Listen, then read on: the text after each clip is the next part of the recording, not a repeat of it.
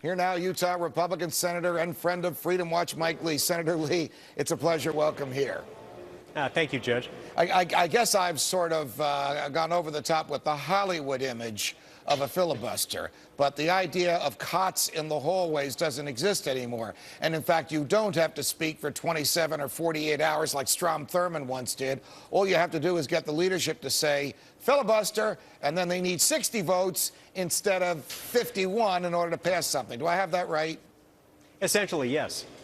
All right. So what happens? What will you do? Mike Lee, a defender of the Constitution, of the soundness of the dollar, and of the view that the government can't keep digging the debt hole any deeper in order to stop the government from doing it, in order to prevent the Congress from raising the debt ceiling yet again. But what I've said, Judge, is that I will use every tool at my disposal, including that one if necessary, if that's what it's going to take, in order to stop a debt limit increase unless Congress first passes out a balanced budget amendment to the Constitution, one that would put in place a permanent structural spending reform so that Congress fundamentally changes the way that it spends money. The problem has been that Congress has been drawing from a virtually limitless well of money for decades, and as a result, we've accumulated almost $15 trillion in debt. We can't continue to operate this same way in perpetuity, and it has to stop now. Okay. If the Congress were to send to the states and the states were to enact a balanced budget amendment and it were ratified and became part of the Constitution, well, how do we know that the Congress would follow it? I mean, they violate the Constitution all the time. The president starts wars on his own. They pass the Patriot Act that lets FBI agents write their own search warrants in defiance of the Fourth Amendment. So how do we know that your balanced budget amendment, if added to the Constitution, would result in a budget that's truly balanced? Well, first of all, whenever you amend the Constitution, when you have a very specific and recent directive, there would be enormous political consequences if members of Congress, having taken an oath to that Constitution, then immediately defied it.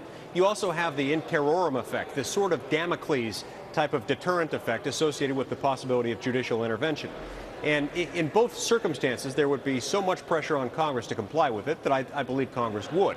You make a very valid point in noting that Congress is not always as respectful as it should be toward specific constitutional provisions. In this circumstance, given the specificity and given how recent it would be, I believe they would comply. All right, you used an interesting phrase, Senator Lee, judicial intervention. Would it be up to judges to decide if the government was spending more than the balanced budget amendment, if it passes, if it's ratified, permitted the government to spend? In other words, would somebody have to sue the president and say, you can't buy that jet fighter, you can't fund that crazy program because your budget is out of balance and the Constitution requires that it be balanced? The short answer to your question is no. You wouldn't have to wait for judicial intervention. It's the threat, the possibility, however remote it might be, that it might result in litigation that I think would help keep Congress in check. That, along with the political forces associated with the passage of a balanced budget amendment. Once it takes effect, a member of Congress takes an oath to the Constitution and then defies a very specific and a very recent prohibition, they're going to be in a lot of trouble with their constituents. All right. So my hope is the courts wouldn't get involved. Okay, I understand the argument, and I appreciate it, Senator Lee. Answer this for me, please. If you do enact this filibuster, I'm not sure what the phrase is, if you do something that forces the Senate to need 60 votes in order to pass the elevation of the debt ceiling, and all Republicans vote with you, then the debt ceiling increase loses. What is the chance of that happening? Would Mitch McConnell and the Republican leadership defy the White House and what we expect to come from the House of Representatives and actually say, no, there are not 60 votes, the debt ceiling is not going to go up? Am I dreaming, or might this actually happen? Well, look, I obviously can't and won't in this circumstance speak for any of my colleagues. What I'm saying is that this is so important, I've made a commitment to my constituents that I will continue to resist any and every effort to raise the debt limit until such time as we have in place a balanced budget amendment to the Constitution, and we've submitted that to the states for ratification. Will those of you in the Congress, in the House and the Senate, and I know there are more of you in the House, endorsed by the Tea Party, stand firm in this opposition to raising the debt ceiling? Or will even Tea Party members of Congress cave to the pressures from big government that's everywhere in that building where you now are?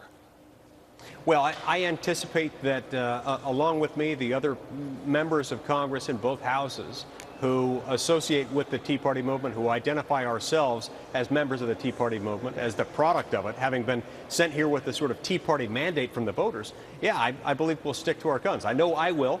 I know that every one of my colleagues that I know identifies with that will do the same thing. All right, we only have about 15 seconds. Are we going to have a great debate in the next 2 months before the debt ceiling is reached, or is it just going to be a vote with no serious debate?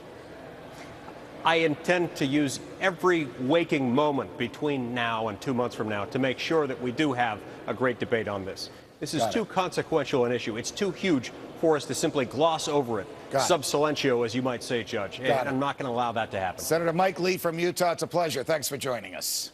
Thank you.